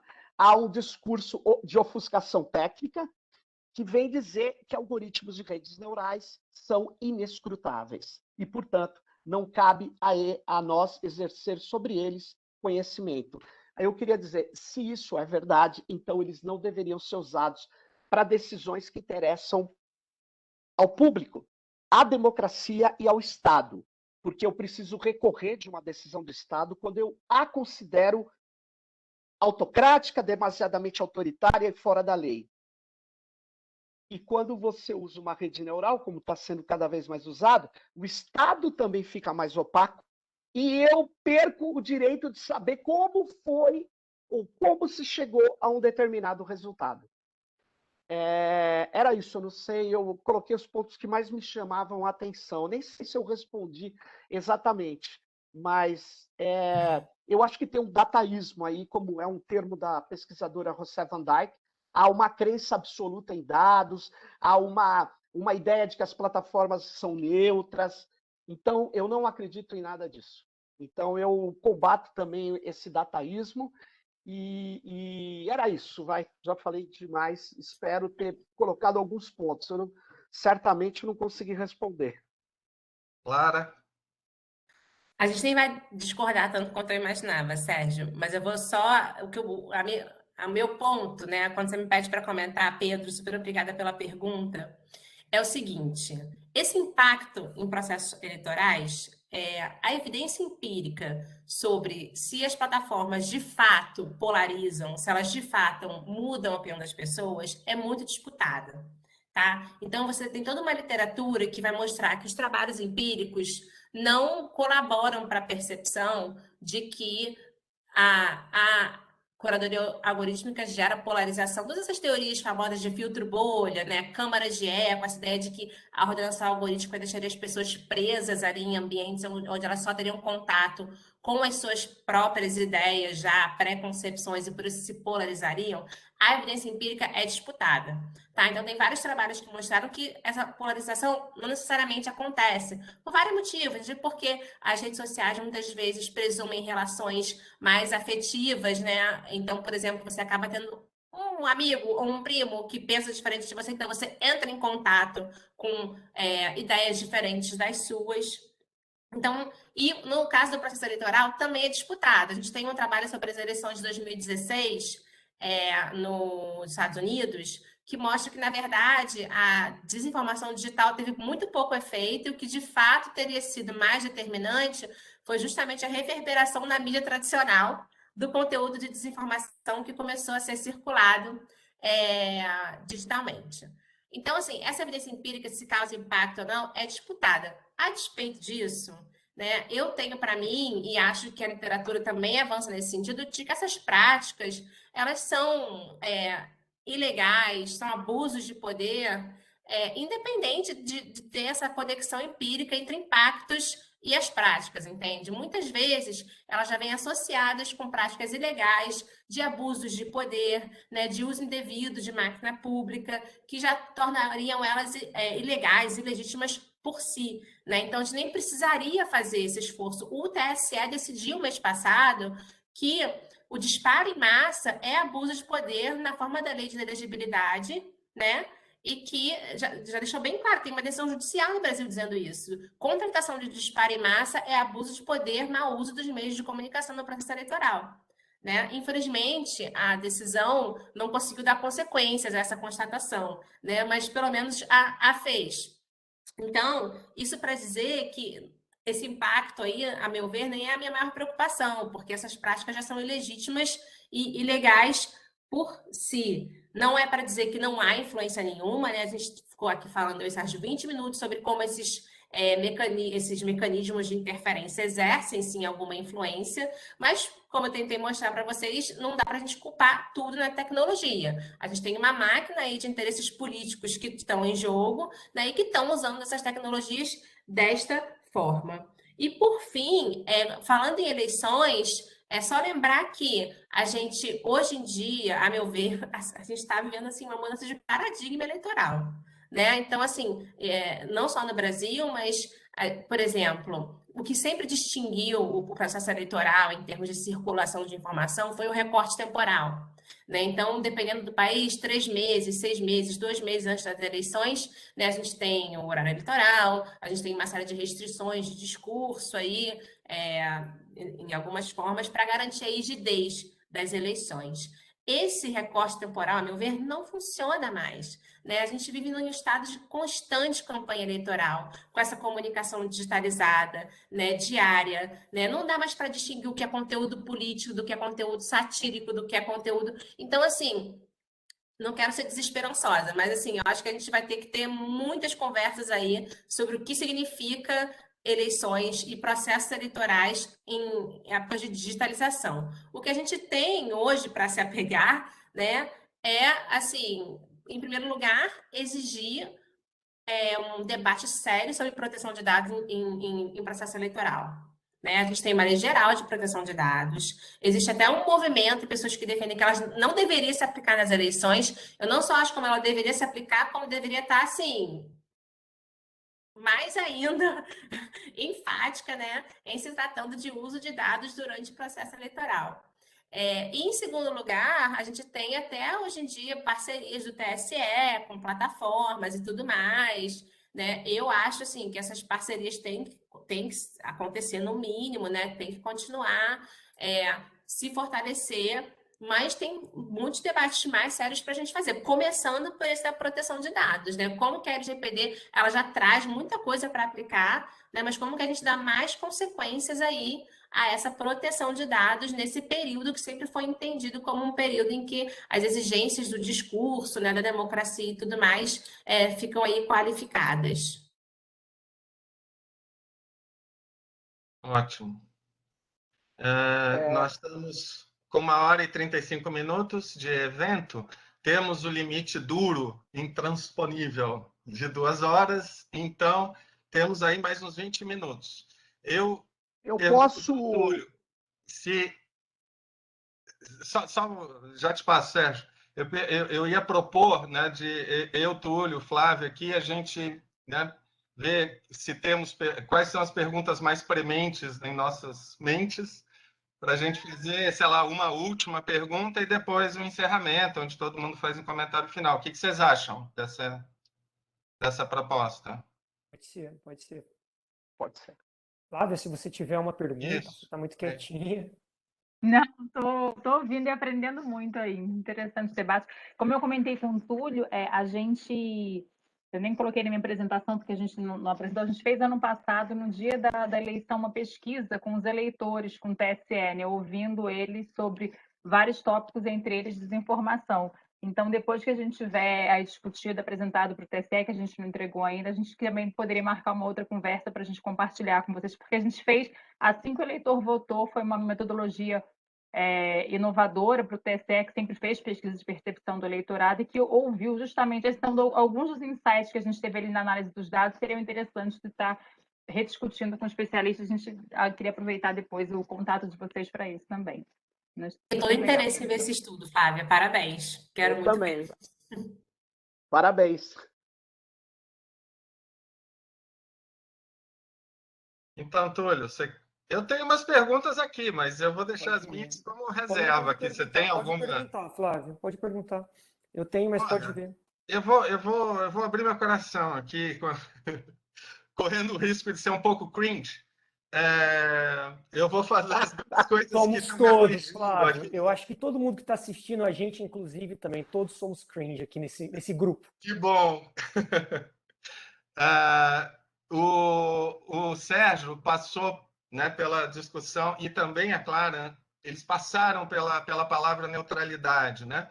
Eu queria, dessa forma um tanto cringe, perguntar primeiro, eu me lembro de alguns anos atrás, quando a bandeira neutralidade da rede era uma bandeira central, né? Essa expressão saiu um pouco do debate, então eu queria aproveitar essa pergunta né, sobre se a neutralidade da rede ainda é uma bandeira democrática importante, para expandir a pergunta sobre neutralidade, muito na linha do que os dois já passaram, né, por esse tema, que é perguntar se caminhar rumo a uma democratização dessas tecnologias, do uso dessas tecnologias,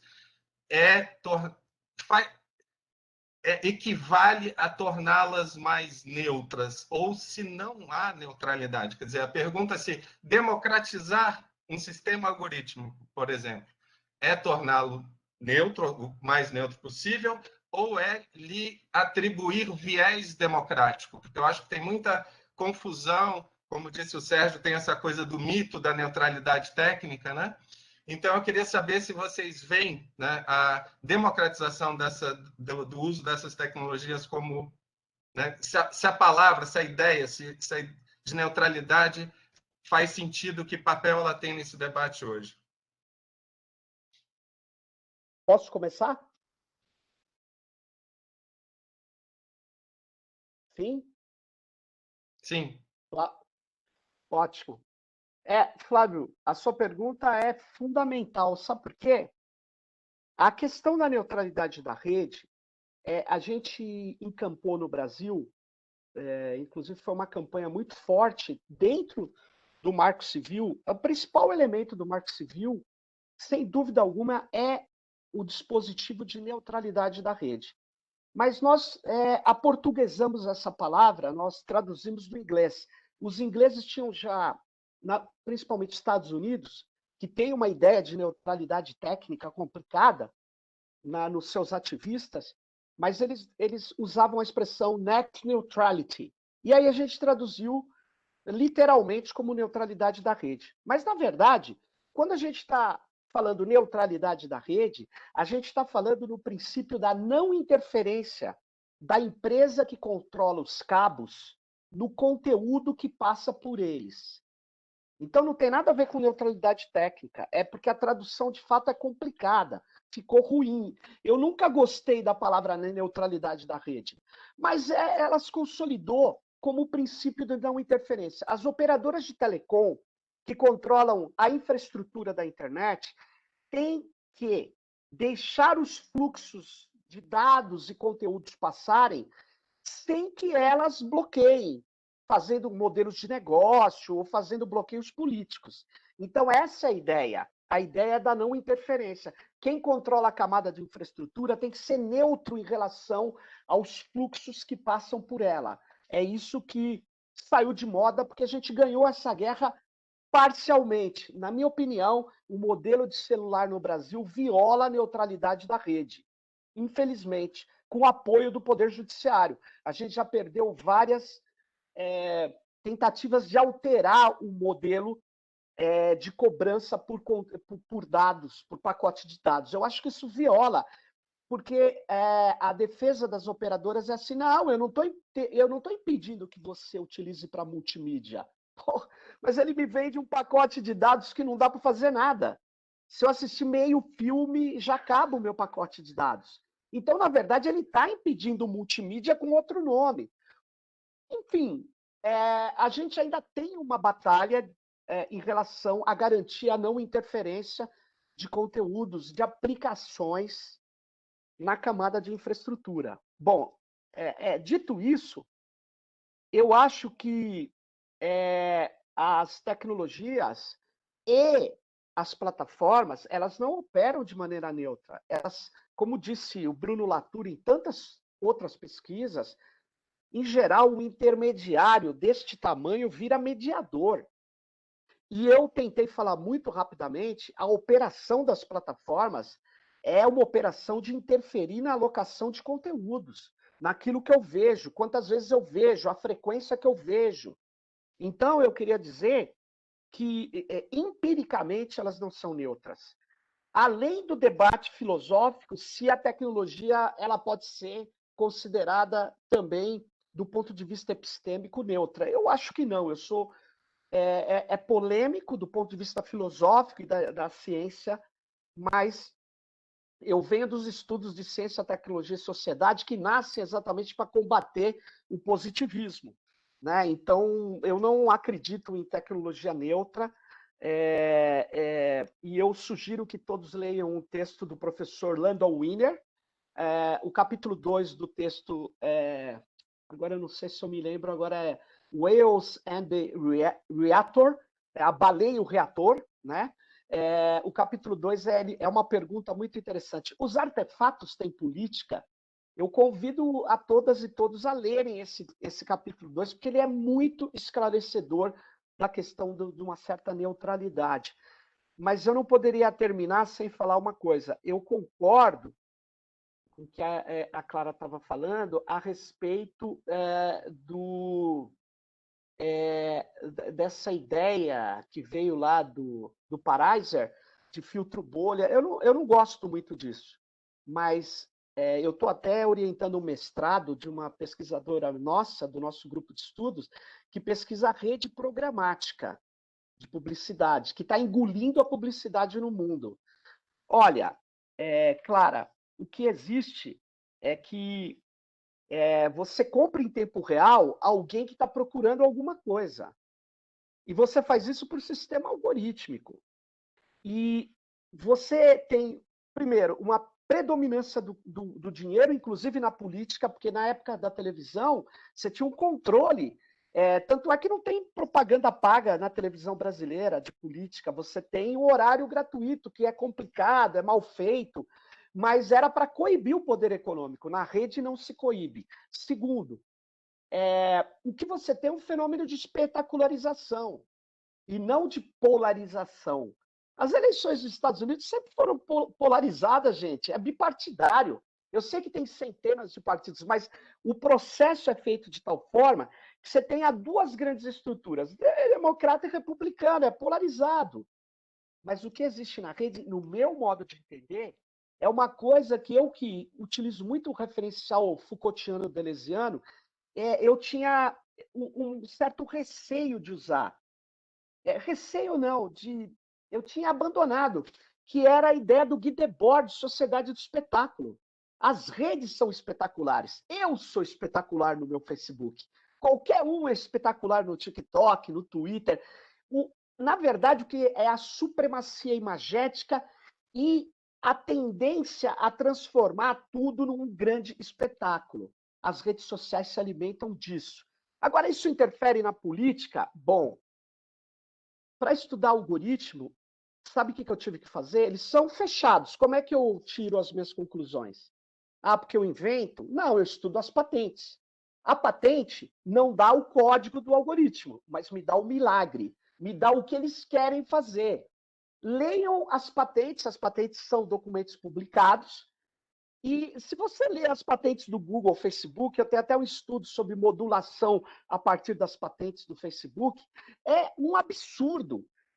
Aí você vai dizer, mas essa patente está em vigor? Eu não sei, mas eles estão mantendo a patente, significa ou eles querem bloquear que alguém use, ou eles querem usar. Então, eu sugiro que a gente olhe as patentes. E eu queria terminar dizendo, eles interferem em campanhas eleitorais, porque eles interferem na formação da opinião. Mas eu fiquei muito desgostoso com a Justiça Eleitoral brasileira. Sabe por quê? Eles foram lá no comitê do Bolsonaro e do Haddad e olharam os dois comitês e os candidatos. E falaram, olha, eles gastaram isso que o Facebook alegou que eles gastaram. Ótimo. Mas quem te disse que campanha eleitoral é feita pelos comitês formais? A Justiça Eleitoral ela é preparada para acompanhar os comitês de candidaturas formais e não, como bem eu entendi que a Clara falou, a disputa real, o pagamento de disparos bilionários. O Bolsonaro teve uma das campanhas mais caras que eu já ouvi falar de eleitoral no Brasil. Queria dizer a vocês. Por quê? Porque ela gastou muito dinheiro com comprar de cadastros, microsegmentação e disparos vindos do exterior. A prova, eu provo, está lá no inquérito da Justiça Eleitoral. A gente entregou vários documentos, não só os pesquisadores de São Paulo, como pesquisadores da UF, pesquisadores da UFBA, e está lá parado. Aí eles dizem, eu não consigo fazer nexos causais. Bom, eu não sou do direito, então eu me calo diante disso, mas acho estranho. Claro. Vou ter que começar pelo fim, Flávia.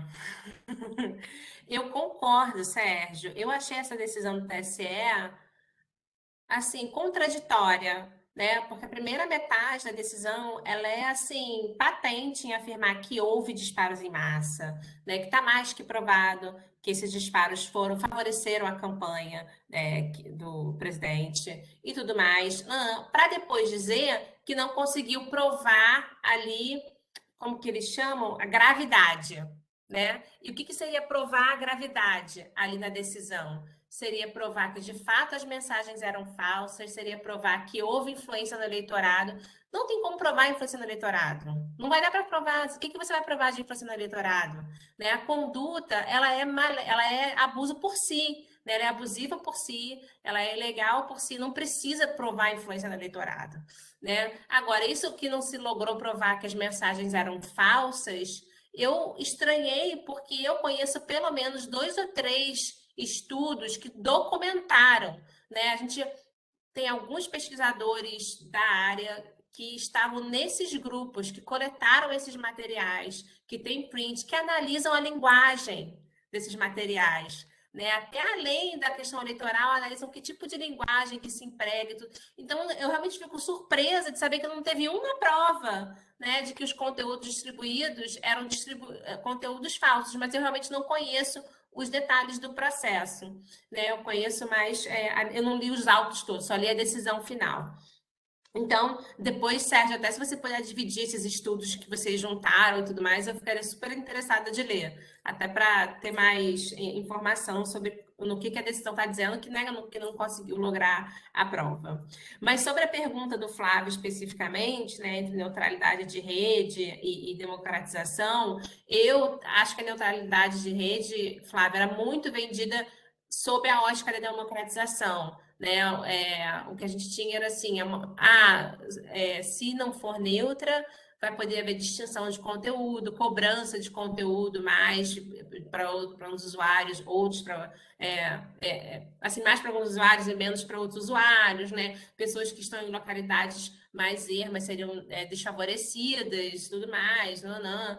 Então era muito vendida sobre essa lente da democratização, essa ideia de que não poderia interferir no conteúdo, né? Se você tiver um site com uma posição política específica, se não tiver neutralidade de rede, você pode ter que pagar mais pelo seu tráfego, pagar menos, né? Isso, mas, enfim, era esse o debate, né? E aí a gente colocou lá no Marco Civil neutralidade de rede, e além das questões que o Sérgio levantou, tem uma importantíssima que é a prática de zero rating, né? Tipo, o que é a prática de zero rating? São quando as companhias de telefonia, né, principalmente em pacotes pré-pagos, né, falam, você vai carregar seu celular com R$ 50, não sei quantos gigas, mas se você consumir WhatsApp e Facebook, não paga. Então, num país brutalmente desigual, né, em que a gente tem uma parcela da população imensa com celulares pré-pagos, para quem a internet vira o WhatsApp e o Facebook, né? Porque eles não estão consumindo dados, a pessoa não tem que pagar mais, a internet vira só aquilo, a internet não é só o Facebook, a internet não é só o WhatsApp, né? Mas para uma parcela relevante da população, essas plataformas ficam. E aí, é claro que isso vai se relacionar com o processo eleitoral, com desinformação. Quando a internet para aquela pessoa vira aquela plataforma, né, a gente tem uma dependência muito maior. Entende? Então, isso é claramente, a meu ver, uma infração do princípio da neutralidade de rede. Porque tem um tratamento aí desigual para essas plataformas. Um pesquisador da FGV chamado Luca Belli, ele é italiano, mas está no Brasil há muitos anos, escreve justamente sobre isso há muitos anos já. Né? E aí, recentemente, quando teve aquela pane no WhatsApp, no Facebook, no Instagram, que ficou, sei lá, um dia, 2 dias, não sei mais, quando fora do ar, e um monte de gente que depende das plataformas para sobreviver mesmo, né? Para ter seus negócios e tudo mais. Não só os influencers, mas as pessoas que vendem pão de queijos, né? Enfim, online, ficaram desesperadas, né? Por essa dependência e tudo mais. Então, assim, é só um exemplo, né? Para a gente ver como a neutralidade de rede de fato tinha um potencial democrático, apesar de eu achar também que essas pautas da democracia, coincidentemente, foram todas muito, muito benéficas para as empresas de tecnologias também, né? Essa do Marco Civil, do artigo 19 da judicialização, também para eles é ótimo, a neutralidade de rede para eles é ótima, mas, enfim, tinha essa coisa da democrática e tal, mas na prática não se aplica, né? Porque, por todos os motivos que o Sérgio citou, e pelo menos em relação ao zero rating, né? Que é um problema sério, enfim, e sabido, né? Sabido, só não está aplicando mesmo.